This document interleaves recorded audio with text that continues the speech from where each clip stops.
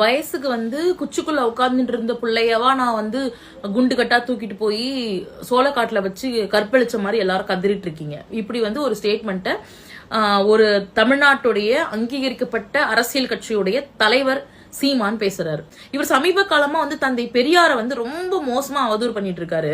இந்த ஸ்டேட்மெண்ட் இந்த கற்பழிப்புன்ற வார்த்தையை அவர் பயன்படுத்துறாரு. பெரியார் அப்பவே இப்ப 2025 ஒரு அரசியல் கட்சி தலைவருக்கு கற்பழிப்புன்ற வார்த்தையை பயன்படுத்த கூடாதுன்ற அறிவு கூட கிடையாது. தந்தை பெரியார் அப்பவே சொல்றாரு, கற்புன்ற ஒரு வார்த்தையே கிடையாது, கற்பு பொம்பளைக்கு இருக்குன்னா ஆம்பளைக்கு எங்க போச்சு அப்படின்றது கேட்ட தந்தை பெரியாரோட அறிவு எங்க இருக்கு? வயசுக்கு வந்த பொண்ணையா கூட்டு போயிட்டேன். வயசுக்கு வந்த பொண்ணுனா யாருன்னா வர்ஜின், அதாவது கன்னித்தன்மை இருக்கக்கூடிய உடல் உறவே வச்சுக்காத ஒரு பொண்ணு. அவங்க வயசுக்கு குச்சுக்குள்ள உட்காந்துட்டு இருந்த பொண்ணு கிடையாதுன்றது எவ்வளவு கேவலமான அப்பட்டமான ஆணாதிக்கமான ஒரு மனநிலை. பிஎன்எஸ்ல செக்ஷன் 63 ரேப்ப பத்தி சொல்லுது. ரேப்ல அவங்க என்ன டிஃபைன் பண்றாங்கன்னா, ஒரு பெண்ணோட நீங்க உடலுறவு கொண்டுட்டீங்க அப்படின்னா அந்த பெண் அதுக்கு சம்மதமும் கொடுத்துட்டாங்க, அவங்க சம்மதத்தோட தான் உடலுறவு நடக்குது அப்படின்ற பட்சத்துல அந்த சம்மதம் எப்படி பெறப்பட்டது? அந்த பொண்ணு ஓகே இவரு தான் நம்ம கல்யாணம் பண்ணிக்க போறோம், இவரு தான் நம்ம ஹஸ்பண்டா ஆக போறாரு அப்படிங்கிற நம்பிக்கையின் அடிப்படையில அந்த நம்பிக்கையை நீங்க கொடுத்திருந்து, நீங்க நான் உன கல்யாணம் பண்ணிக்கிறேன் அப்படிங்கிற நம்பிக்கையை கொடுத்திருந்து ஒரு சம்மதமா வாங்கி அதுக்கப்புறம் அந்த பெண்ணோட நீங்க உடலுறவு வச்சுக்கிட்டீங்க அப்படின்னா, நீங்க கல்யாணம் பண்ணிக்கல அப்படின்னா அதை சட்டம் ரேப்னு சொல்லுது. இவர் சொல்றாருல, விருப்பத்தோட தானே வந்தா, அந்த விருப்பம் எப்படி பெறப்பட்டது? அந்த விருப்பம் நான் உன்னை கல்யாணம் பண்ணிக்கிறேன் அப்படின்னு சொல்லி பெறப்பட்ட விருப்பமாக சம்மதமாக இருந்தால் அதை நீங்க நிறைவேற்றலன்னா தட் அமௌண்ட்ஸ் டு ரேப்.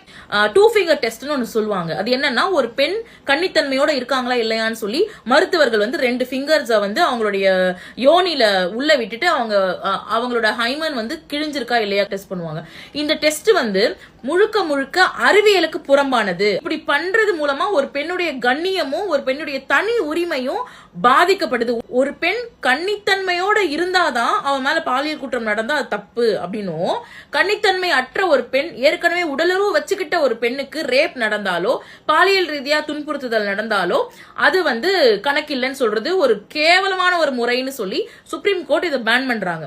அதே போல பாலியல் தொழில் செய்யக்கூடிய பெண்களாக இருந்தாலும் கூட அவங்களுக்கு ரேப் நடந்தா அது ரேப்பு தான்றாங்க. அடிப்படை நாகரிகம் கூட இல்லாம ஒரு மீடியால ஒரு பெண்ணை எப்படி பேசணும்னு கூட அறிவில்லாத ஒரு நபர் பின்னாடி இவ்வளவு பேர் இருக்காங்கன்றதே ரொம்ப வெக்கக்கேடான அசிங்கமான ஒரு விஷயம். நீங்க ஒரு பொண்ணை ஏமாத்திட்டு, ஏன்னா நீங்க ஆம்பளை, நீங்க ஒரு பொண்ணை ஏமாத்திட்டு வேற ஒரு பொண்ணை கல்யாணம் பண்ணிட்டு போயிடலாம். அப்ப பாதிக்கப்பட்ட பொண்ணு கேள்வி கேட்டா நீ ஒழுக்கமா, நீ என்ன குச்சுக்குள்ளையா இருந்த, வயசுக்கு வந்த பெண்ணோட உறவுல இருந்தப்ப அவங்க என்ன வயசுக்கு குச்சுக்குள்ள இருந்தாங்களா?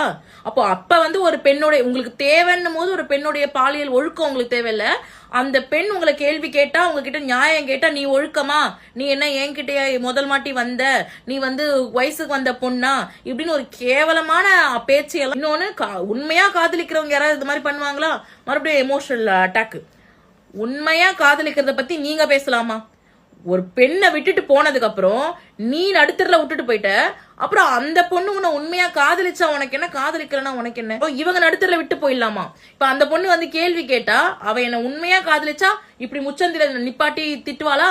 அப்படின்னா என்ன மேனிப்புலேஷன் இதெல்லாம்? இல்ல ஹைலைட்டே பெரியார பத்தி பேசுறதுக்கெல்லாம் ஒரு தகுதி வேணும்.